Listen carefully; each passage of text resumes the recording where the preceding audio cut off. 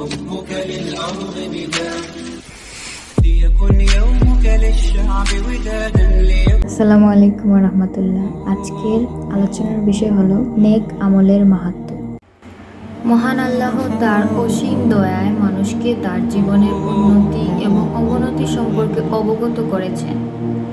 যে সমস্ত কাজ মানুষের জীবনকে উন্নত করে তার নাম আমলে সালেহ বা নেকির কাজ, আর যে সমস্ত কাজ মানুষের জীবন অবনতি বা ধ্বংসের দিকে নিয়ে যায় তা হলো মাসিয়ত বা গুনার কাজ। মানুষের কর্মই মানুষকে উন্নত বা ধ্বংস করে, এতে ঈমানের প্রশ্ন আসে না। কোনো অমুসলমানও যদি জীবনে ভালো কাজ করে তবে তার দুনিয়ার জীবন উন্নত হয়ে যায়, কারণ আল্লাহ পাক তাকে তার ভালো কাজের বিনিময়ে দুনিয়ার জীবনই দিয়ে থাকেন, পরকালে তার জন্য আর কিছুই অবশিষ্ট রাখেন না। অপরদিকে মুমিন বান্দা হওয়ার নেক আমল বা ভালো কাজের বিনিময়ে আল্লাহ দুনিয়া এবং আখিরাতে উভয় জগতেই দিয়ে থাকেন। আমলে সালেহ এর নমুনা বা প্রকৃতি নবী রাসূলের মধ্যেই আল্লাহ পাক তুলে ধরেছেন। আল্লাহ নবীদেরকে আমলে সালেহ এর প্রকৃত শিক্ষা দিয়েছেন, তাদেরকে সালেহিনদের শিক্ষক করে পাঠিয়েছেন। তাই নবী রাসূলগণের আমলই হলো আমলে সালেহ এর প্রকৃত নমুনা বা মিসাল।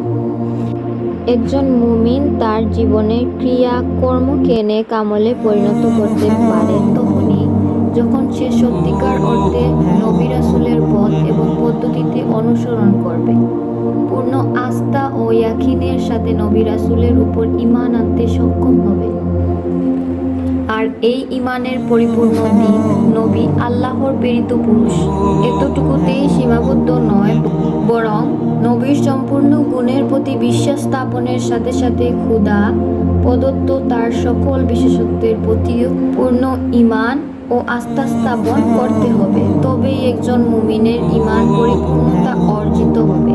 আর প্রকৃতপক্ষে নবীদের দ্বারা এক আল্লাহর উপর বিশ্বাস স্থাপন হয় বলেই নবী হলেন ঈমানের মূল। ঈমান ও ইয়াকিনের সাথে নেক আমল বা ভালো কাজ করলে মানুষের আত্মার উন্নতি হয়, অন্তরে শান্তি অর্জিত হয় এবং দিলের অন্ধকার দূর হয়। যার অন্তর যত স্বচ্ছ সেই তত সফলকাম। তাই নেককার দ্বারা মানুষের রুহে যে সুগন্ধ আসে মরণের পরে সেটাই হয় প্রথম মুক্তির কারণ। অপরদিকে মন্দ কাজের দ্বারা মানুষের রুহে দুর্গন্ধ সৃষ্টি হয়, আর এটাই হয় মানুষের পরকালের জীবনে ধ্বংসের কারণ। মানুষের মুক্তির পথে সকল নেক কাজের উপদেশ এবং ধ্বংসের কারণ।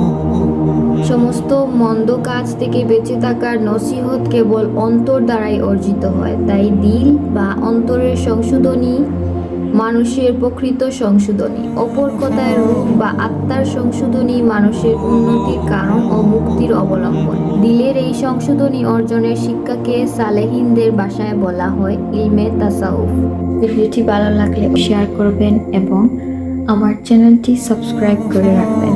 ইনশাআল্লাহ আবার আমাদের কথা হবে নতুন কোনো ভিডিওতে। ততক্ষণ পর্যন্ত ভালো থাকবেন, সুস্থ থাকবেন। আল্লাহ হাফিজ।